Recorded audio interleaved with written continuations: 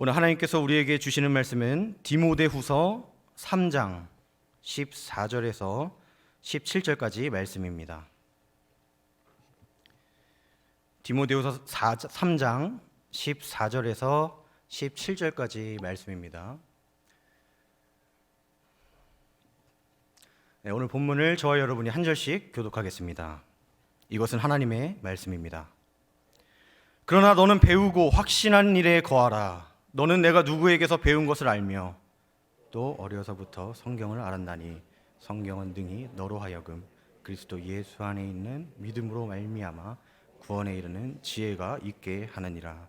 모든 성경은 하나님의 감동으로 된 것으로 교훈과 책망과 바르게 함과 의로 교육하기에 유익하니 이는 하나님의 사람으로 온전하게 하며 모든 선한 일을 행할 능력을 갖추게 하려 함이라. 아멘. 주 안에서 사랑하는 성도 여러분, 이 시간 온라인과 오프라인으로 함께하는 우리 모든 성도님들에게 우리 주 하나님의 은혜와 평강이 가득하시기를 소원합니다. 우리는 그동안 금요 기도회와 주일날 각 교육부서에서 가스펠 프로젝트의 본문에 따라 말씀을 들어왔습니다. 가스펠 프로젝트는 창세기부터 요한계시록까지 예수 그리스도 중심적으로 말씀에 주목하는 3년짜리 커리큘럼을 가지고 있습니다. 그런데 벌써 3년이라는 시간이 지나 가스펠 프로젝트의 진도가 모두 끝이 났습니다. 그동안 받았던 은혜를 마음과 삶에 간직하고 우리 교회는 이제 우리 고신 교단 공과인 킹덤 스토리라는 공과로 이 말씀 은혜의 바통을 이어가게 됩니다. 그 역사적인 첫 시간에 제가 설교를 하게 되어 많이 부담도 되지만 하나님 말씀의 능력에 의지하여 이 자리에 서 있습니다. 킹덤 스토리의 그 커리큘럼 역시 가스펠 프로젝트와 맥을 같이 합니다. 창세기부터 요한계시록까지 3년이라는 시간 동안 말씀을 살펴보게 됩니다. 각각 주목할 만한 특징이 있다면 가스펠 프로젝트는 예수 그리스도 중심적으로 전체의 말씀을 주목합니다. 킹덤 스토리는 하나님 나라의 관점에서 전체 말씀을 주목합니다. 그래서 킹덤 스토리 커리큘럼에 따라 이 첫 번째 시간에 해당하는 본문과 제목이 하나님 나라에 맞춰져 있습니다. 이 시간 말씀을 함께 상고하실 때 말씀을 깨닫는 은혜가 있기를, 또 우리에게 주어진 하나님 나라를 마음껏 누릴 수 있는 은혜가 가득하기를 소원합니다. 오늘 본문의 시작인 14절은 그러나라는 접속사로 시작합니다. 그러면 그 직전 문맥을 살펴보는 것이 본문을 바르게 이해하는 당연한 절차이겠죠. 전 문맥을 한마디로 표현할 수 있다면 그것은 12절 말씀일 겁니다. 무릇 그리스도 예수 안에서 경건하게 살고자 하는 자는 박해를 받으리라. 이 전 문맥을 따라 14절까지 이어서 보면 다음과 같습니다. 너는 그리스도인이기 때문에 온갖 박해와 고난이 밀려올 것이다. 그러나 너는 배우고 확신한 일에 거하라. 14절에서 주목할 만한 동사 3가지가 등장하는데요. 그것은 배우다, 확실하다, 거하다라는 동사입니다. 이것은 마치 믿음의 3가지 요소와도 같습니다. 신학적으로 믿음을 정의할 때 3가지 요소가 충족이 되어야만 온전한 믿음이다라고 합니다. 그것은 바로 지식과 동의, 그리고 신뢰입니다. 믿음의 첫 번째 요소인 지식은 무엇을 의미할까요? 1차적인 의미로는 성경을 읽고 그 안에 계시된 내용을 터득한 지식, 말 그대로 문자적인 지식을 의미합니다. 성경을 읽어본 적도 없고 설교를 한 번도 들어본 적이 없는 사람이 구원에 이를 수 있을까요? 구원자이신 예수 그리스도가 어떤 분이신지, 죄인을 대속하시기 위해 어떤 사역을 행하셨는지 그런 지식이 없이는 결코 구원에 이를 수 없습니다. 그런데 종종 우리 주변을 둘러보면 믿음의 대상, 즉 우리가 누구를 예배하고 무엇을 예배하는지도 모른 채 믿는다고 말하는 사람들이 있습니다. 대표적으로 성경이 무엇을 말하고자 하는지 관심도 없고 그저 사람들이 좋아서 교회 마당만 밟고 가는 사람들이 대표적인 예라 할 수 있겠습니다. 그들은 그저 원시 종교의 한 형태인 샤머니즘적 신앙과 크게 다를 바 없습니다.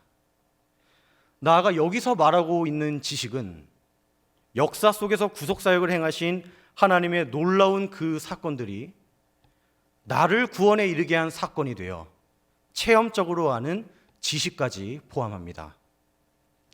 믿음의 두 번째 요소인 동의는 방금 말씀드렸던 체험적으로 아는 지식으로서 성경에 계시된 하나님의 말씀들이 나의 고백이 되어 모든 말씀에 아멘하며 동의하는 것입니다. 그리고 믿음의 마지막 요소인 신뢰는 가장 중요한 부분이라 할 수 있겠습니다. 만약 이 신뢰의 요소가 빠지면 그저 기독교의 경전인 성경책까지 섭렵한 지성 있는 교양인에 불과할 겁니다. 마귀도 예수님이 어떤 분인지 알았고 불자들도 예수는 성인군자였다라는 정도의 지식은 가지고 있습니다. 물론 그들은 예수를 자신의 구세주로 동의하지는 않겠죠. 어쨌든 이 신뢰의 요소가 충족이 되려면 어떠한 상황 속에서도 그 누가 뭐라 해도 나는 예수 그리스도의 공로를 통해 구원을 받았다는 사실을 견고하게 믿는 것입니다. 이 모든 것들을 붙잡으며 전인격적을 다해 확신할 수 있는 것은 나의 어떠함이 아닌 내 안에 역사하시는 성령님의 도우심 때문입니다. 이렇게 온전한 믿음이 형성이 될 때 우리의 온전한 행함이 자연스럽게 뒤따르게 됩니다. 믿음을 위한 행함이 아니라 온전한 믿음이 선행되었기 때문에 선한 행함이 나올 수밖에 없습니다. 다시 본문으로 돌아와서 14절에 기록되어 있는 세 개의 동사들과 방금 읽었던 믿음의 3요소의 연관성을 한번 살펴보겠습니다. 우리가 그동안 교회를 다니면서 성경의 내용들을 배웠기 때문에 지식이 있고 그것을 확신하기 때문에 동의를 하고 그 배운 말씀에 거하기 때문에 신뢰하는 것 아닙니까? 따라서 14절 말씀에서 궁극적으로 하고자 하는 말은 그리스도인에게 고난과 핍박에 따를 때에 온전한 믿음으로 고난을 이겨내라는 것입니다. 그렇다면 조금 더 깊게 들어가서 14절에서 말하는 우리가 배우고 확신한 일은 무엇일까요? 우리가 성경 전체를 통해 배운 것과 그 지식을 통해 우리가 확신하고 있는 내용은 무엇입니까? 성경 66권의 전체는 오직 단 하나의 주제만을 기록하고 있습니다. 그것은 바로 하나님 나라입니다. 성경의 시작인 창세기 1, 2장에서는 오직 말씀으로 태초의 천지를 창조하셨습니다. 그 상태는 하나님께서 보시기에 좋았듯이 모든 것이 흠잡을 데 없이 완벽한 상태였습니다. 사실 아담과 하와가 죄를 짓기 이전까지의 에덴 동산은 하나님 나라 그 자체였습니다. 따라서 태초에는 부족함이 없는 하나님 나라이기에 남자가 생계를 위해 땀 흘리는 수고를 할 필요가 없었습니다. 여자는 해산을 할 때 고통을 느낄 필요도 없었습니다. 남녀 모두 공통적으로 반드시 한번 죽어야만 하는 죽음의 대가도 없었죠. 그런데 첫째 아담의 죄악으로 인해 하나님 나라의 실제였던 에덴 동산이 오염되었고 그에 대한 결과로 인간은 죄의 대가를 치르게 된 것입니다. 성경의 마지막인 요한계시록 21, 22장에서는 죄로 오염된 이 세상을 오실 예수 그리스도께서 창세기 1, 2장의 상태, 즉 완전했던 하나님 나라의 형상으로 다시 회복시키실 것을 약속합니다. 요한계시록 21장 5절 말씀입니다. 보좌에 앉으신 이가 이르시되 보라 내가 만물을 새롭게 하노라 하시고, 이어서 1절을 보면 만물을 새롭게 하실 때 처음 하늘과 처음 땅, 그러니까 죄로 인해 오염되어 있는 이 세상을 없애시고 새 하늘과 새 땅이 임할 것이라고 말씀합니다. 첫째 아담의 불순종으로 인해 오염되었던 하나님의 나라가 둘째 아담이신 예수 그리스도의 온전한 순종으로 인해 그분이 이 땅에 다시 오시는 날 죄악이 틈타지 못하는 완전한 상태로 회복될 것입니다. 삼위일체 하나님은 이 천지가 죄로 오염되기 전에 순결하고 완전했던 에덴 동산처럼 죄가 없는 깨끗한 새하늘과 새 땅으로 다시 새 창조의 사역을 이루실 것입니다. 성경이 말하고 있는 새하늘과 새 땅의 정의는 우리의 모든 눈물을 그 눈에서 닦아주시고 다시는 사망이 없고 애통하는 것이나 곡하는 것이나 아픈 것이 다시 있지 않는 그런 곳입니다. 바로 그 하나님의 나라가 이미 우리에게 임했습니다. 우리는 이미 하나님의 나라를 소유한 거룩한 백성들입니다. 이 사실을 믿으십니까? 하나님의 나라가 이미 임했는데 내 앞에 놓인 문제들이 여전히 해결되지 않아서 이 사실을 믿을 수 없다고요? 비록 우리 삶의 문제는 아직 해결되지 않았지만, 아니 어쩌면 평생 해결되지 않을 수도 있지만, 주님이 다시 오시는 날, 새하늘과 새 땅을 창조하시는 그날, 지금 우리가 해결할 수 없는 문제로 인해 흘리고 있는 눈물과 아픔과 슬픔을 모두 없애주신다는 약속을 신뢰해야 합니다. 그러나 너는 배우고 확신한 일에 거하라. 이미 이렇게 성경에서 천명하고 있는 이 약속의 말씀을 신뢰하며 확신하는 저와 여러분 되시기를 주님의 이름으로 축복합니다. 예수님께서 공생애 3년 동안 하셨던 사역 중에 3가지 중심 사역이 있습니다. 아니 어쩌면 예수님께서 하셨던 사역들은 이 3가지라고 정의할 수 있습니다. 우리 마태복음 4장 23절 말씀을 함께 읽겠습니다. 시작.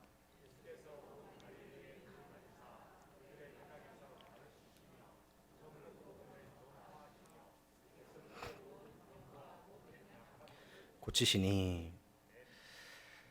예수님은 이렇게 가르치시고 전파하시고 치유하시는 사역을 감당하셨습니다.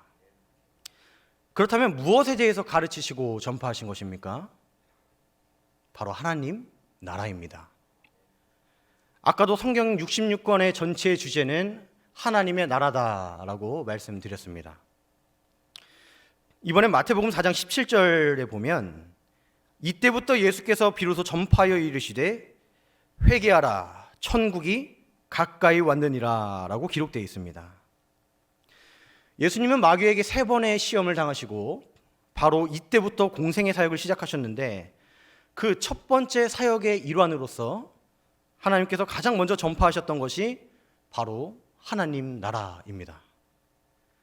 그리고 공생의 사역 기간 동안에도 산상수훈과 제자들과의 대화에서 말씀하셨던 다양한 비유와 모든 상황 속에서 하나님 나라는 어떤 곳인지 삶으로 가르치시고 전파하셨습니다.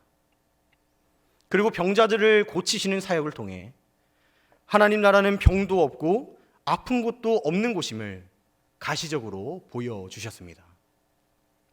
그리고 예수님이 죽으시고 부활하신 후에도 하나님 나라를 전파하셨다는 사실 알고 계십니까? 사도행전 1장 3절 말씀을 우리 함께 읽겠습니다. 시작.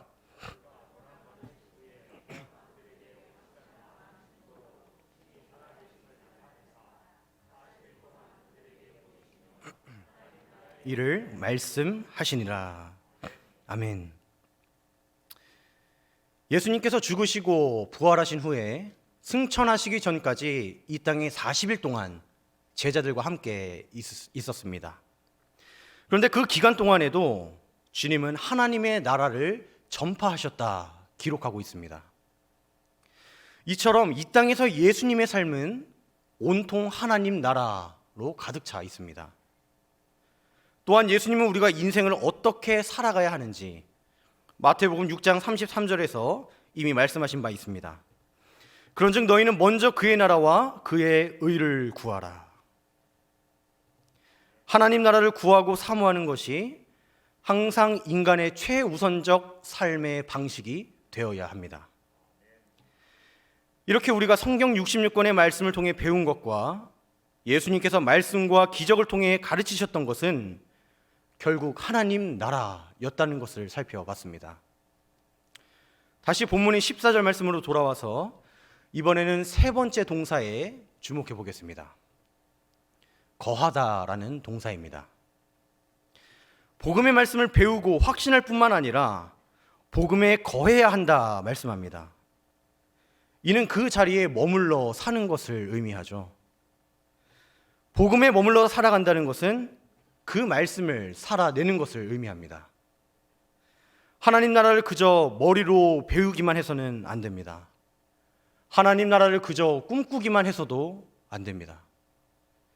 그래서 우리 교회의 연구표어가 하나님 나라를 꿈꾸고 다음 세대를 세우는 교회이지 않습니까? 전국교회의 주일학교가 점점 통폐합되고 있는 이 시점에 우리 교회 주일학교는 역동적으로 점점 계속 성장하고 있습니다. 이 얼마나 감사한 일입니까? 소극적으로 하나님의 나라를 배워서 그 내용을 이상적으로 꿈만 꾸는 것이 아니라 우리 교회가 지금 잘 하고 있는 것처럼 어른인 우리가 먼저 배웠던 그 하나님 나라의 말씀을 적극적으로 우리 다음 세대들에게 끊임없이 계승하고 신앙을 전수해야 합니다. 이 점에 있어서 우리 교회의 다음 세대를 향한 관심과 지원이 절실히 필요합니다. 복음을 먼저 깨달은 우리가 우리 다음 세대에 무관심하면 결국 믿음의 대가 끊기고 말 것입니다. 디모데후서 3장 15절의 마지막에서 구원에 이르는 지혜에 대해서 말씀하고 있습니다. 이는 곧 하나님 나라에 이르는 지혜라고 말할 수 있겠죠. 고린도전서 1장에 보면 세상의 지혜와 하나님의 지혜를 대조하고 있습니다. 대표적으로 20절 말씀을 보면 다음과 같이 말합니다. 지혜 있는 자가 어디 있느냐? 선비가 어디 있느냐? 이 세대의 변론가가 어디 있느냐? 하나님께서 이 세상의 지혜를 미련하게 하신 것이 아니냐? 하나님은 구원에 있어서 세상의 지혜를 미련하게 여기셨습니다. 그리고 2장 1절에서도 하나님의 증거를 전할 때에 말과 지혜의 아름다운 것으로 하지 않았다 말씀합니다. 이를 통해 우리가 알 수 있는 사실은 구원은 곧 하나님 나라에 이르는 지혜는 사람의 지혜에 있지 않고 하나님의 능력에 있다는 것입니다. 그렇다면 우리를 구원에 이르게 해주신 그 하나님의 능력은 무엇을 의미합니까? 세상에서 연약하고 멸시받는 자라고 해도 오직 그리스도의 십자가를 통해 구원의 은혜를 베풀어 주시는 것이 하나님의 능력이요 그리스도의 지혜입니다.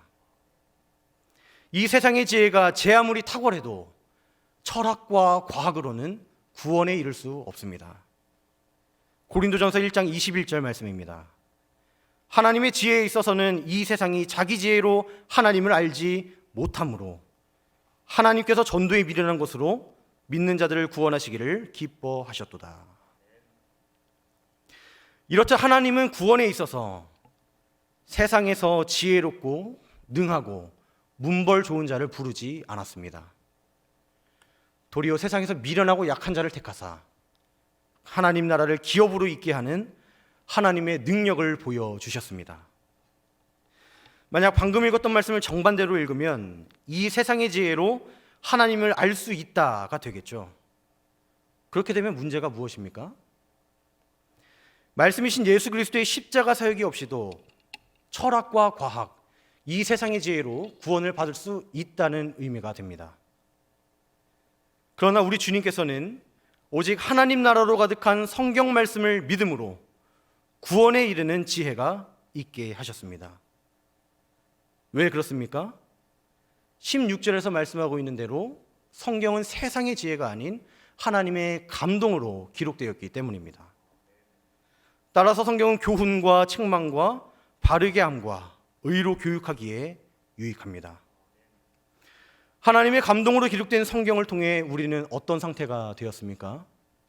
17절 말씀을 같이 읽겠습니다. 이는 하나님의 사람으로 온전하게 하며 모든 선한 일을 행할 능력을 갖추게 하려 함이라. 아멘.